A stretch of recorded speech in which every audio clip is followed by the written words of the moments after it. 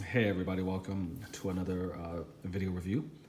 So tonight I'm going to talk about Infinity Studios' piece called The Pilgrimage. Now this studio is based in China, I believe in Shanghai, and they're kind of a relative newcomer to the game. I think they started out by making statues of more like, Chinese historical heroes from mythology and that type of thing. And they do amazing work in terms of their sculpting and their painting. Some gorgeous examples of, horses, traditional Chinese warriors in armor with lances and swords on horses, great action poses. But the problem is that if you don't know these historical figures, there's not really that connection with them. And if you're going to spend that much money, and also if you're going to devote the space to display something that big, a connection sort of is important. And then they put out a piece that I bought and reviewed a couple months ago called Fearless Journey, which is kind of the small little boy finding the dragon in the clouds on a mountaintop next to an old withered tree. You can see it on one of my YouTube reviews if you search back far enough. And that just kind of captured my imagination. It's such an amazing sort of piece and told the story, in my mind at least, of how this boy was able to finally achieve his goal of finding his life's dream. And so that, in my opinion, is really sort of like Infinity Studios' coming out party, their big international piece.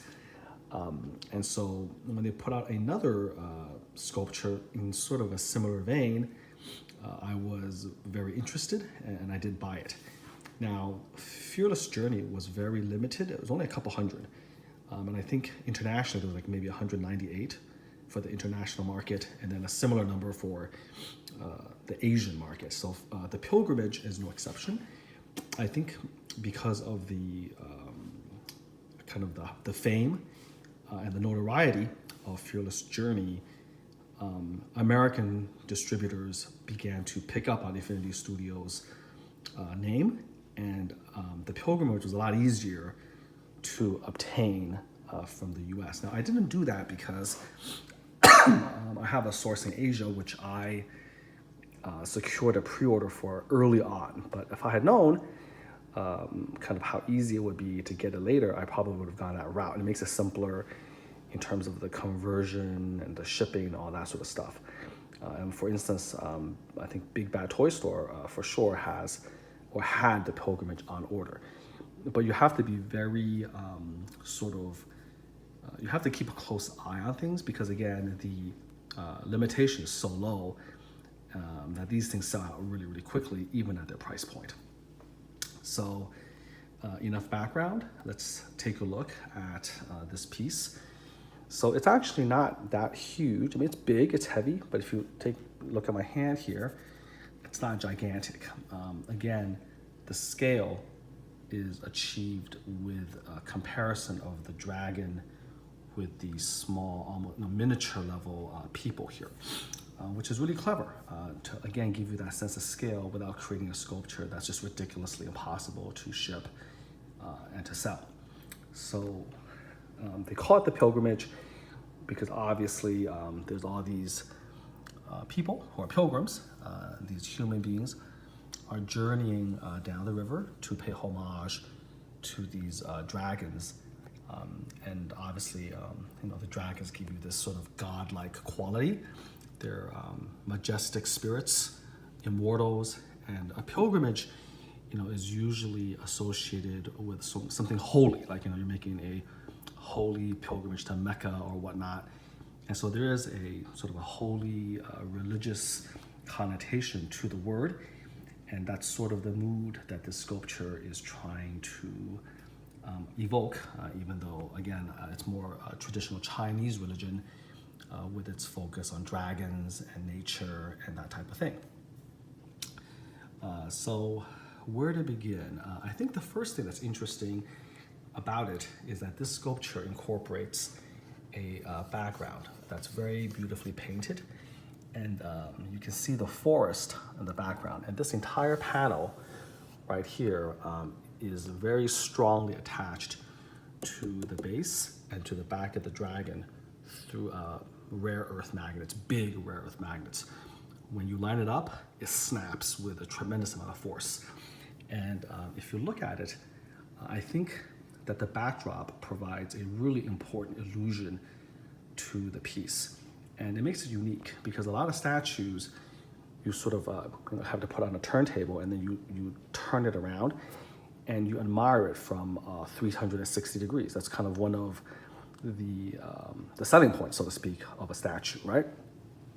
But for this particular effect, they wanted to evoke a very specific emotion and they wanted to present it in a very specific way. So in a manner of speaking, this is actually less a statue and more almost a three-dimensional relief, okay? And so you put the panel back here so you can't look behind it. If you look behind it, it's just a black felt. And so everything to appreciate is basically from one direction. But the beautifully painted background sort of camouflages perfectly with the trees and the little tiny, branches and the greenery, and it complements it perfectly. So it kind of fades into that background. It gives it a very, very beautiful, luscious effect, and you really do feel like this entire piece is in the middle of a forest, which is really important to set the mood. So I really like the panel and also the quality of the paint on it. It doesn't look cartoonish or cheap at all. It's very, very well done. And again, done in a way that really synchronizes and blends with the sculpture in front of us. So now we'll go to the actual dragons. They're white. Take a look here. You can see the fangs. Very, very nice detailing. Let's track it up. So there's two of them. And it looks like they're kind of coming out of the forest. Okay, so there you go here. You have another one right over here. So this head actually comes off right here. Again, a rare earth magnet. Very, very beautifully detailed. And then it pops on just like that, okay? Take a look at this, the spine, the detail of the scales, and the talons. Again, the tail. It's very gorgeous. And then they're climbing through these gigantic, huge trees with the gnarled roots. This is a little light or even a little totem pole, can't quite tell. You put it there. And then here they used clear epoxy, I think, and painted very nicely to kind of give you the illusion of a stream, which again, I think they did a really, really great job. It really feels like they're going down the river. And then here you can sort of see the temple built into the roots of this gigantic tree. You can see a bit more depth here. And then you can see again, some of the structures deep inside these temples. Some more detail here. And then obviously the effect of the trees, the moss. Very, very nicely done. And then here, each of the boats come off. There's a little divot for it right here. And then you have the individuals right over here. It's kind of hard to see. They're, like I said, miniature level. Let me try to get a little bit more focused on them. So, they're all in white robes. Not a whole lot of detail on the faces, but they're definitely human. Pretty good in my opinion. So there's one solitary one. And then the other boat has two of them. Let's take a look over here. One sitting, one standing, and those are the different configurations of the boats. And you can put them anywhere you want. I placed them the way that the promo picture has it. and you show their back because they're sailing toward the dragons. Take a look from the top.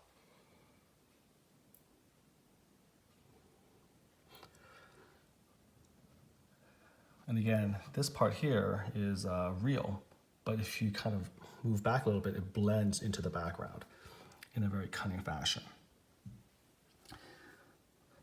So the overall effect of this diorama conveys this just really peaceful mood. I love how these sculptures sort of create this very quiet, still scene. Both with the Fearless Journey and with the Pilgrimage, it's very peaceful. There's not a lot of blood or fighting or action. And this is, again, very reminiscent of sort of almost like classical Chinese art, except brought to sculptural life. And again, it's very cunning. I love the scale between the humans and the big dragons. So it really, again, shows the majesty of the huge tree and the dragons on the tree. And it's sculpted so well, so organically. They're kind of draped along, looking at these humans coming to pay tribute to them or to visit them. Now, obviously, you can make up any story you want. Maybe these are going to be sacrifices and the dragons are going to be eating them for dinner. But somehow, I just feel like the mood doesn't convey that. It seems, again, a lot more peaceful. It's almost like quietly appreciating beauty. And again, you can see that the temples are in scale with the figures. They're tall enough to walk through. And again, just sort of accentuates the sheer size and majesty of this particular sort of, diorama. So overall, it's very, very heavy, probably about 25 pounds when you put everything together. And just, again, beautifully made, a great statue. Really happy to have this diorama, essentially. And I think it fits in really well with Fearless Journey as a companion piece, because again, the theme of the small humans sort of admiring the gigantic great dragons, it's still there. And again, such a unique piece, and a mood and a story that evokes is so unique. Now, the one thing to understand is that these bushes are actually, believe it or not, vegetation. They're not resin. And they are actually glued in place. And this thing, the one downside is that it is impossible to ship this piece without the shrubbery literally getting everywhere. This is actually artificial shrubbery. And a lot of this stuff actually just came loose. When you open the box, this stuff is just literally everywhere. It's littered everywhere. And the company obviously knew that would happen. In their unboxing video, it showed the exact same thing. And so you are going to have stretches of areas like this. That camouflages pretty well, but believe it or not, this is where the shrubbery is supposed to go. And you're supposed to I guess paint it with some glue or something. And it comes with 2 bags of dark green and light green artificial moss that you can then sprinkle and continue to camouflage. Now, that will obviously take a tremendous amount of work. See, you can see actually this little piece of shrubbery falling on the dragon. And it looks like it belongs there, but it doesn't. And again, you can have this and literally paint it onto here to have it stick. I gathered up as much as I could and just sort of put it against the base to camouflage that. So they're supposed to be basically shrubs and trees. And, maybe when I have time I can do it, but I'm not inclined to, because I think when you pan back, it still looks very pretty. I think there's enough shrubs to convey the illusion very well as it blends into the background. And it would be a lot of work to glue it, and you have to basically throw or tap the combination of shrubs into it. And it's gonna make a big mess. It'll be all over the place. And then you have to then clean up the mess so it doesn't get all over the water and whatnot. It was a pretty big endeavor just to clean this up from the initial packaging. So if there's only one criticism, I kind of wish they did a better job protecting the shrubs, maybe with some saran wrap or something. so that during shipping, it wouldn't be so messy when it comes out. It does come with a very classy certificate of authenticity that's, laminated. And I believe mine is number 35 of 128 international edition. So very, very rare. They didn't make a lot of these, which is fine. I don't know if the appetite for this is very high. There might not be a lot of people who wanted it. This is not a Marvel property. It's not Wolverine or Superman or Batman, etc. But for people who enjoy this type of art, it's a beautiful piece. So I get a pretty low number. Again, all told, probably no more than about 300, I think, for both Asia and the rest of the world combined, making this a very rare piece. Now, they've recently released a third in the series, which shows a sort of dragon lion hybrid looking down a little tiny mouse. And that's pretty cute. And to kind of, as a sort of as a sign that this company is getting bigger and bigger, they reached a distribution deal with Sideshow Collectibles. And now Sideshow Collectibles sells this, their stuff. And I'm still debating whether I want to get it, but at some point I have to draw the line, because the first time it's amazing, the second time beautiful, but third time, the little trick with the bigger dragon animal and the little tiny animal for scale, it gets a little bit old, and I'm not sure if I really want to drop another, say, grand getting that. I think I might be satisfied with this. So still plenty of time to think about it, but for now I'm pretty happy with the Pilgrimage. These dragons are very nicely done. I love the art design on them. It kind of reminds me of Smaug from The Hobbit, actually. And these dragons are very different from Fearless Journey, which is nice as well, because there's definitely some contrast of the two different dragons.